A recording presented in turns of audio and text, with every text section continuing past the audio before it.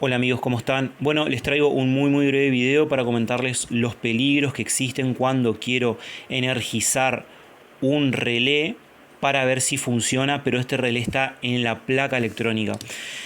Es un inconveniente muy común que generan las personas que desconocen sobre electrónica básica y perjudican mucho a la placa y hasta generan inconvenientes que son insolucionables porque tendríamos que buscar componentes que seguramente el fabricante no vende.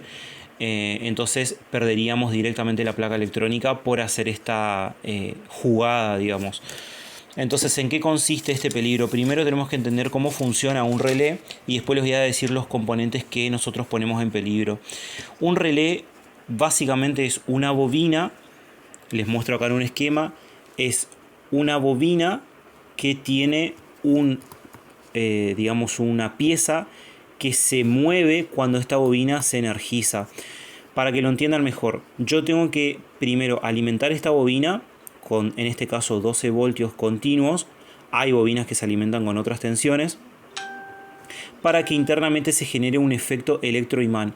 Este efecto electroimán lo que va a hacer es mover una pieza de un lado hacia otro, es decir, yendo de un contacto hacia otro contacto.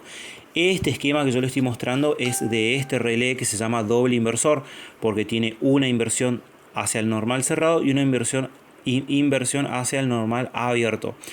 Entonces, yo, para que este relé tenga sentido, tengo que alimentar con continuo acá para que esta bobina mueva este eje, esta pieza, pero también para que lo que yo alimente sea, digamos, funcione, tengo que alimentar el común, que es esta pieza que está acá, que está en el centro. Tengo que alimentar este común, por ejemplo, con una línea o un neutro de alterna. Entonces, si esta bobina no está energizada, la tensión va a venir por acá, va a entrar por el común y va a salir por el normal cerrado. Dice normal cerrado porque es cerrado el contacto cuando no está energizado. Entonces, con esto yo alimento, por ejemplo, un ventilador. Ahora, si yo energizo la bobina con 12 voltios, lo que voy a hacer es mover este eje hacia acá y lo que estaba alimentándose por el normal cerrado va a dejar de alimentarse y se va a alimentar otra cosa. Por ejemplo, un motor de, no sé, un lavarropas. Básicamente ese es el funcionamiento. Ahora, ¿cuál es el inconveniente cuando estos relés son comandados por compuertas lógicas? Para que vean, una compuerta lógica es, por ejemplo, esta pieza que se llama en acá IC7 y se llama ULN 2003, que es básicamente, como les dije, un arreglo de compuertas lógicas. En este caso son compuertas lógicas de tipo NOT, que van a estar comandadas por un microprocesador, que es el que está acá, ¿sí? Y van a estar alimentados también por una línea en común que es el GND. ¿Sí? Va a haber un GND que va a alimentar el micro y este mismo GND va a alimentar también el ULN. Ahora, ¿cómo funciona este ULN para que ustedes sepan la gravedad que hacen cuando quieren alimentar con una fuente, por ejemplo, externa como una variable o alguna fija, para ver si este perno que yo les explicaba se mueve de un lado hacia otro, es decir, se hace contacto? Este ULN, como es una compuerta lógica, cuando yo tengo 0 voltios que viene del micro, es decir, cuando no energizo este pin, a la salida voy a tener se me va a conectar el GND. El GND yo necesito para poder hacer funcionar un motor, la bobina de un relé, por ejemplo el motor paso a paso, que es el que se conecta aquí a la salida, etc.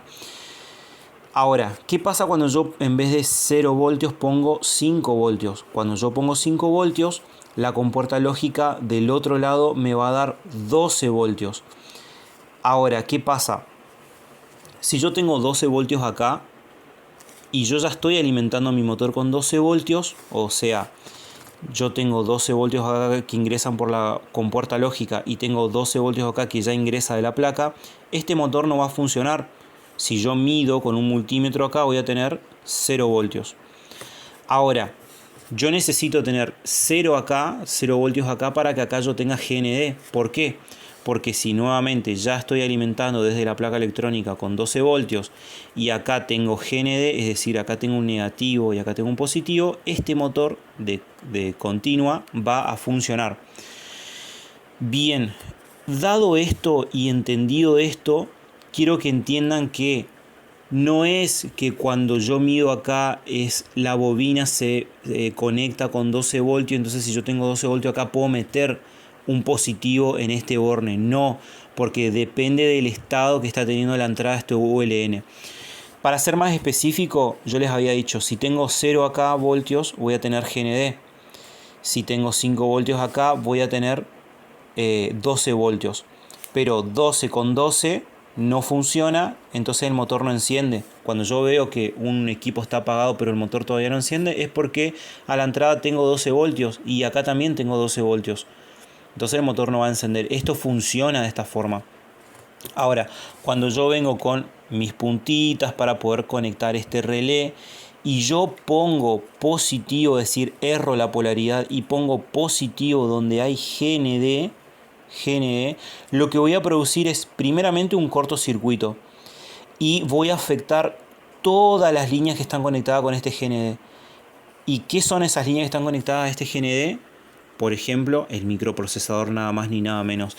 Entonces es un grave problema, grave problema conectar ya sea en la placa y más que nada con la placa energizada, alimentar relé o cualquier tipo de componente que tenga una compuerta lógica, porque voy a generar esta falla.